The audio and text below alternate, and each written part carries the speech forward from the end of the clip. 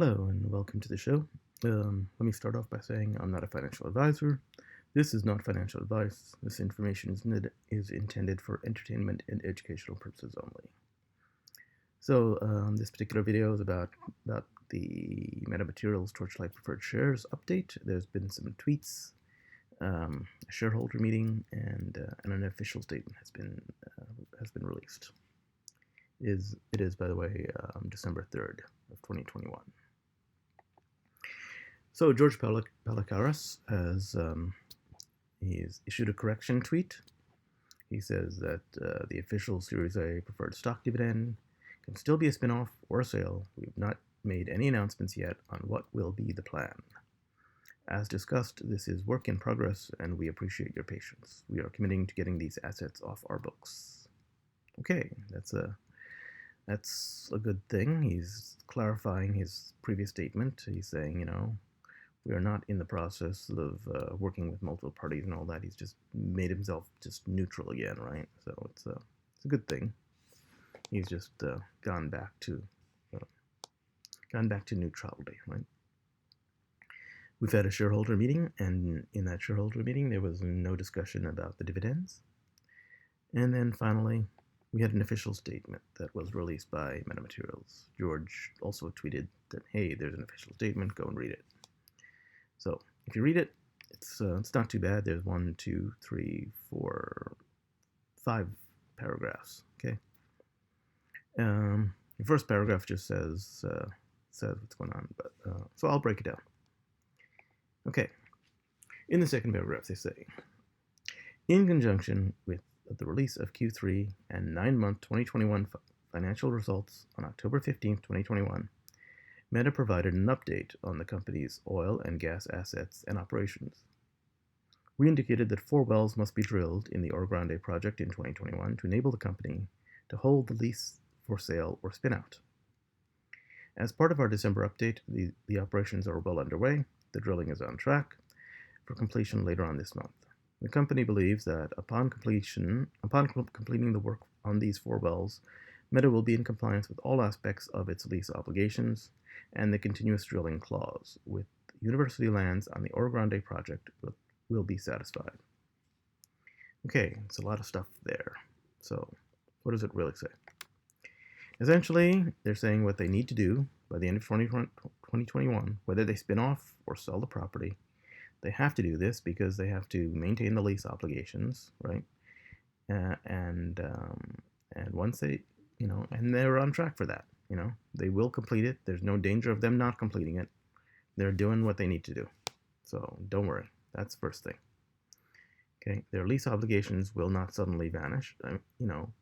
Because their lease will not suddenly vanish because they failed to meet their obligations. Okay, they are in compliance and they will maintain compliance.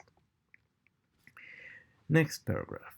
Completion of this work will, the company believes, enable us to move to the next step in the spinout process for these assets.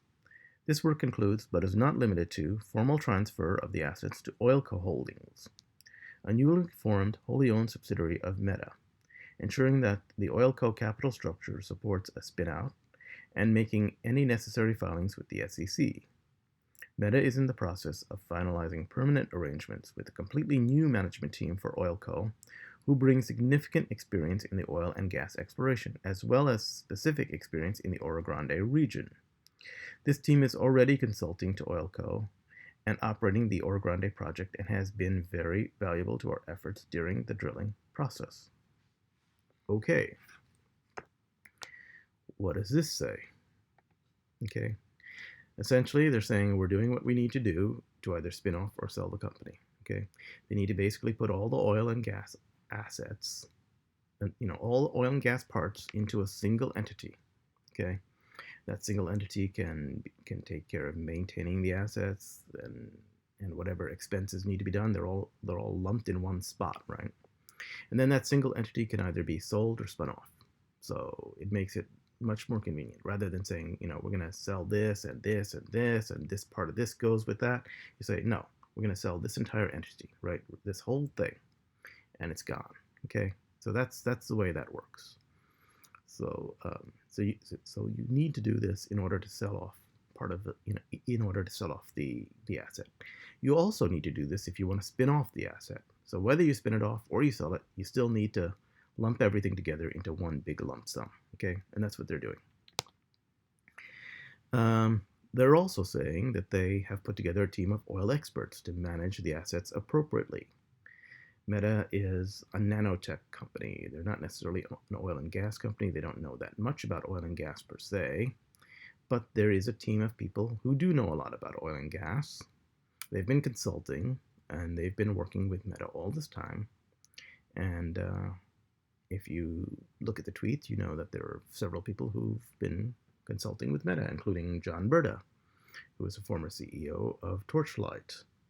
And he's no longer an employee of Meta, right? But he has been consulting. He has experience in the Oro Grande region. Could be that he's on the team. Who knows? I wouldn't be surprised if he suddenly shows up again, okay? Oil and gas is a very different realm than nanotech, and so they're doing the right thing here, So, given the scope of the work required to ensure that we remain in compliance with the lease obligations and satisfy a range of regulatory requirements, the company is targeting a spin-out or disposition of the oil and gas assets for early Q1 2022, pending process approvals by all parties involved. Okay, maybe this is what's got everyone upset. I know everyone was looking forward to a December dividend, a nice Christmas present, but essentially what this is saying is that there's a lot of work. It's probably more work than they originally thought about. Who knows? But there's a lot of work, okay? And people would like to go home and spend time with their families during Christmas. I don't know about you, but I like to spend time with my family during Christmas. So, in order to allow people to be, to have Christmas off, the work's going to be done in Q1. It'll be done in Q1 of 2022. Okay, it'll be done between January, February, or March. Okay, probably. I'm guessing a lot of it will be done in January, but who knows? It could be March, up to. But yeah, this gives them some time. They can spend time with their families on Christmas and relax. So I hope you're not too annoyed about people, wanting to spend time with their families.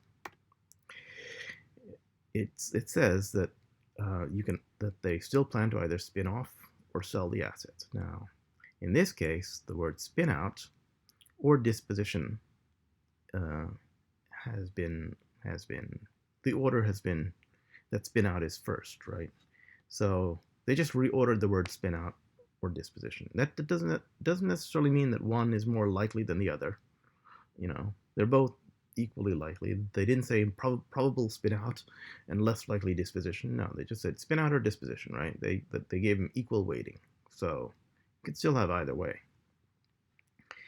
And that's what I see. Now, the final statement. The company's objective has been and remains to ensure that the intrinsic value of these assets is maintained for the benefit of the Series A preferred stockholders of Meta, and that the assets or proceeds therefrom are transferred as rapidly as possible to the Series A preferred stockholders.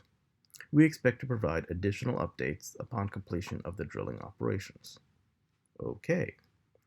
Now, this is actually a useful statement. They say, look, we're doing our best, and we're going to keep you updated because we still have to complete the drilling before the end of the year, and we'll give you an update, but by then. So, just FYI, the official statement does not indicate that they're in talks with one or more possible buyers. The reason for that is that if you're a seller like Metamaterials, you don't want to be put at a disadvantage or possibly scare off possible buyers, right? By saying you're in talks with one or more buyers, right? If you're in talks with one buyer, right, and you say we're in talks with a possible buyer, then that buyer knows there's no other buyers. Okay, if there's no other buyers, he can lower the price because he knows he's the only game in town. Now, alternatively, if a buyer knows that there's 2 or 3 other buyers and that they're bidding against them, they may think, well, that other buyer is, is I think I know who the other buyer is, and it's probably a really big company, and I'll be scared off, and I might not be able to afford as much as they can, or something like that. So you don't want to scare off possible buyers because they might speculate as to who they're actually going to bid against, right? So it's best just not to say if you're in talks. You're in, you could be in talks with one or more possible buyers, but you don't want to say that you're in talks with one buyer or multiple buyers. Okay. Now, the other thing is that the official statement is perfectly neutral as to how the assets will be disposed. And the reason is that it lets buyers know, hey, look, we're not desperate to sell this property. If you're desperate, you don't get a good price. And quite frankly, they want to get the best price for the Series A shareholders. And that's the right thing to do. Okay.